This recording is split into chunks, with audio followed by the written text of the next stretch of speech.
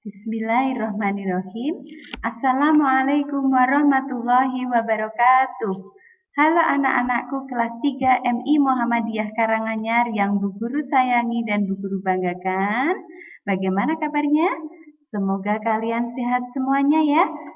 Semoga kita selalu dalam perlindungan Allah Subhanahu wa taala. Baiklah, kembali lagi dengan pelajaran tematik Tema 1, subtema 4, muatan PPKN KD 3.4, yaitu tentang makna bersatu dalam keberagaman di lingkungan sekitar. Masih berkaitan dengan subtema yang kemarin pada minggu lalu, yaitu subtema 3. Apakah anak-anak masih ingat keberagaman itu apa sih? Ya, keberagaman adalah sebuah perbedaan. Perbedaan yang mana yang kita jumpai di sekeliling kita, di sekitar kita. Adapun cara menyikapi keberagaman itu, yaitu dengan bagaimana anak-anak? Masih ingat nggak? Iya, dengan senantiasa bersyukur. Dengan adanya perbedaan itu kita syukuri, karena itu adalah sebuah kekayaan yang dimiliki oleh bangsa kita. Selain dengan bersyukur, anak-anak juga harus bisa menghormati dan menghargai perbedaan itu. Dengan begitu nanti akan terwujud sebuah kerukunan. Baiklah, anak-anak masih ingat ya dengan pelajaran minggu lalu? Sekarang kita lanjut saja. Kita mulai pada pelajaran hari ini. Ya, yang pertama, wujud dari sikap bersatu dalam keberagaman yaitu adanya sebuah kerjasama. Apakah anak-anak tahu kerjasama itu apa sih? Iya, pintar sekali. Kerjasama adalah kegiatan yang dilakukan beberapa orang untuk mencapai tujuan bersama. Anak-anak ingat ya, manusia itu adalah makhluk sosial. Apa sih artinya makhluk sosial? Iya, manusia itu senantiasa membutuhkan orang lain, tidak bisa hidup sendiri. Jadi, untuk mewujudkan tujuan hidupnya, manusia selalu membutuhkan bantuan atau kerjasama dengan orang lain. Baiklah, anak-anak sudah paham ya dari kerjasama itu apa? Manusia sebagai makhluk sosial itu artinya apa? Sudah paham ya? Oke, kalau begitu, Bu Guru lanjutkan.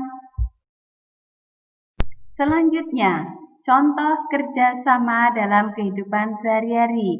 Di sini Bu Guru contohkan gambar yang pertama yaitu merawat taman sekolah.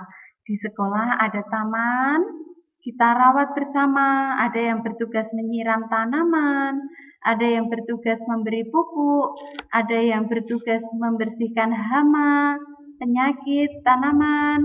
Kemudian ada yang bertugas membersihkan lingkungan taman agar bersih. Nah, itu semua dilakukan dengan bersama-sama agar taman sekolah menjadi lebih asri.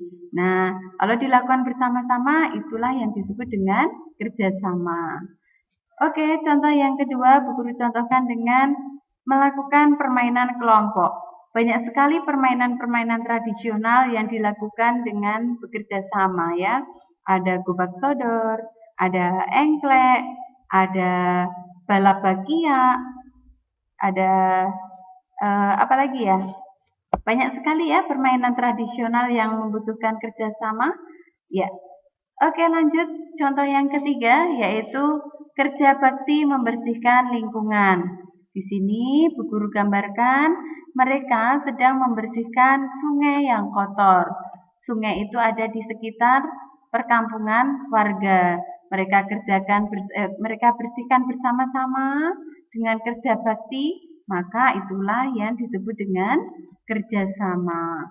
Oke, contoh yang keempat yaitu berkebun bersama keluarga.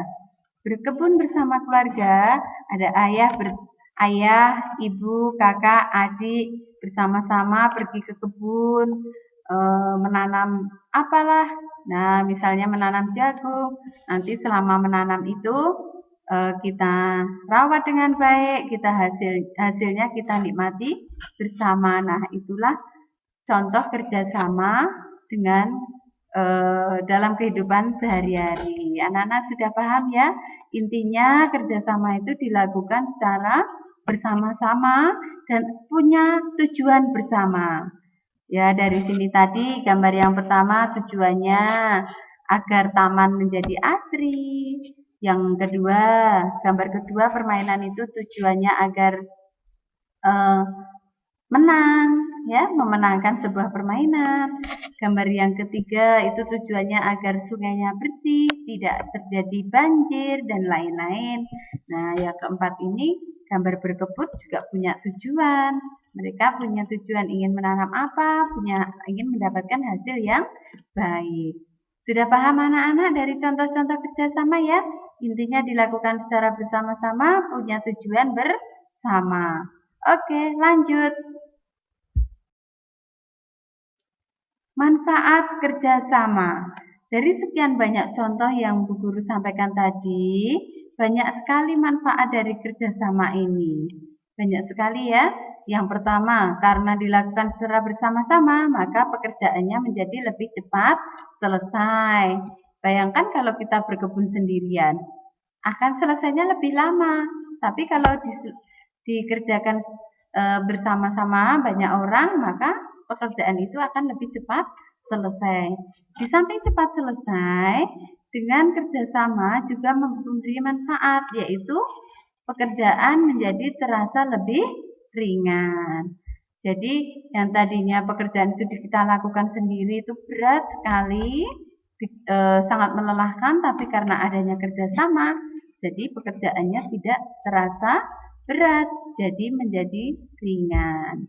Selanjutnya, manfaat yang ketiga yaitu akan terjalin persahabatan dan persaudaraan yang erat antar sahabat. Selain itu juga akan menciptakan sebuah kekompakan. Dari adanya kerjasama juga memberi manfaat, akan terjadi sebuah komunikasi yang baik dengan orang lain. Tentunya saat kita bekerja bersama-sama harus ada komunikasi yang baik, ya, agar tujuan yang kita inginkan dapat tercapai dengan baik pula. Di sini manfaat kerjasama ada 4 ya yang Bu Guru sampaikan. Paham ya anak-anak? Mudah dipahami ya? Oke, kita lanjutkan. Contoh kerjasama di lingkungan sekolah. Sebelumnya, kerjasama itu bisa kita lakukan di mana saja. Bisa di sekolah, di rumah, di lingkungan masyarakat, dan sebagainya. Nah, di sini Bu Guru contohkan banyak sekali kerjasama di lingkungan sekolah. Dari gambar yang pertama, anak-anak lihat ya. Di situ ada piket membersihkan kelas. Kenapa kelas itu dibersihkan dengan adanya piket? Iya, supaya mereka melakukan kerjasama yang baik. Tujuan diadakan piket membersihkan kelas tentunya supaya kelas menjadi bersih dan nyaman. Contoh yang kedua, yaitu kerjasama di lingkungan sekolah, yaitu dengan diskusi kelompok. Di sini, dalam sebuah diskusi kelompok, semuanya harus aktif. Tidak ada yang boleh bermalas-malasan. Kalau ada yang bermalas-malasan, tentunya hasil dari diskusi kelompok akan kurang maksimal. Maka dari itu harus ada komunikasi yang baik dalam satu anggota kelompok. Ya, diskusi kelompok itu dilakukan dengan kompak agar hasil dari kelompoknya lebih bagus. Contoh yang ketiga yaitu kerja bakti merawat taman sekolah. Seperti yang sudah disampaikan Bu Guru tadi ya, dengan kerja bakti merawat taman sekolah, setiap anak memiliki tugas masing-masing, nanti akan mendapati taman yang asri. Nah, kerjasama yang dilakukan di sekolah itu harus dilakukan oleh semua warga sekolah. Siapa sih warga sekolah itu? Iya, warga sekolah itu ada kepala sekolah, ada guru, ada siswa, ada penjaga sekolah, dan karyawan yang lain. Semua itu adalah warga sekolah. Mereka harus melakukan kerjasama yang baik agar tercapai sekolah yang maju, sekolah yang lebih unggul. Nah, ini contoh kerjasama di lingkungan sekolah. Sekarang Bu Guru lanjutkan ya. Kemudian selanjutnya contoh kerjasama di lingkungan rumah. Pada gambar yang pertama, Bu Guru contohkan kerjasama dalam menyiapkan makan bersama ibu. Di situ ibu menyiapkan masakannya, makanannya. Yang anak putri menuangkan air minumnya, menyiapkan minuman. Kemudian yang anak laki-laki menyiapkan piring dan sendoknya. Nah, di situ tercipta sebuah kerjasama yang baik. Setelah disiapkan semuanya, mereka nanti barulah makan bersama. Dan tujuannya untuk menyiapkan makan itu sudah tercapai. Selanjutnya contoh yang kedua, Bu Guru gambarkan kerja bakti membersihkan halaman rumah. Rumah itu kan luas ya halamannya ya anak-anak. Maka dilakukan dengan kerjasama, kerja bakti, agar tidak terasa berat ya dalam membersihkan halaman rumah. Di situ ayah memotong rumput, yang anaknya mengelap jendela, kaca, kemudian ibunya bisa menyapu, mengepel, dan lain-lain. Contoh yang ketiga, Bu Guru gambarkan di sini belajar bersama adik. Adik dan kakak belajar bersama, saling membantu, saling mengajari. Kemudian bila adiknya kurang paham atau tidak bisa dengan materi pelajaran, kakak membantunya. Kemudian ketika kakak sedang belajar, adik juga tidak mengganggunya, ikut memperhatikan kakaknya belajar. Nah, itulah tercipta sebuah kerjasama yang baik.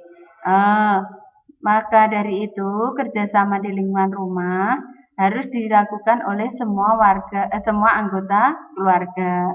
Anggota keluarga itu siapa saja ya? Ya, anggota keluarga itu ada ayah, ibu, kakak, adik.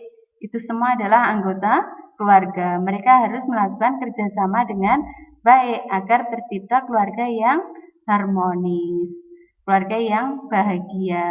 Baiklah anak-anak, dari apa yang disampaikan Bu Guru ini tadi sudah paham ya? Mudah sekali untuk dipahami ya. Baiklah, kalau begitu, karena materi yang Bu Guru sampaikan sudah selesai, maka pelajaran hari ini Bu Guru akhiri ya anak-anak. Terima kasih atas perhatiannya. Wassalamualaikum warahmatullahi wabarakatuh.